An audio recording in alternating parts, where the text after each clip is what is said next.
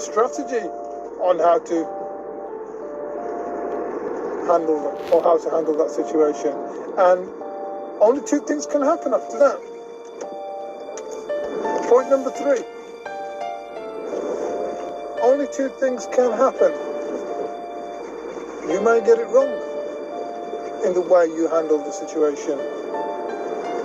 Or I'm going to say something else. You may get it right. So only two good things can happen. And the reason why I say good things is because getting it wrong is not a bad trait, is it? Maybe to you it is.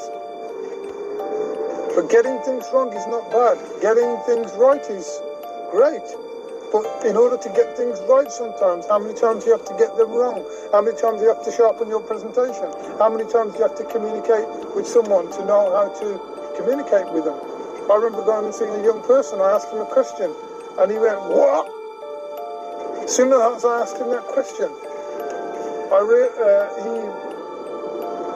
he attacked me verbally. Now, the reason for this that I hadn't observed or realised is that this young person hated questions. So whenever I would go and see this young person, my strategy would never be to attack them. Well, my strategy would never be to ask them questions, because they hated questions. My strategy in communication with that person would always be to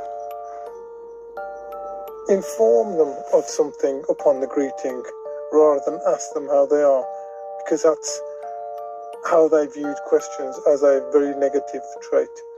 They hated questions. So, in terms of becoming skillful, we're saying, okay, 3 wise monkeys. Yes, acquire wisdom. Yes, become a good observer.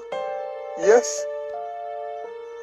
And number 3, develop the correct strategies, or develop the correct strategy, because number 3, you may get it right or wrong.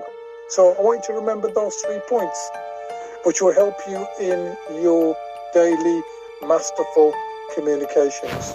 Thank you very much now.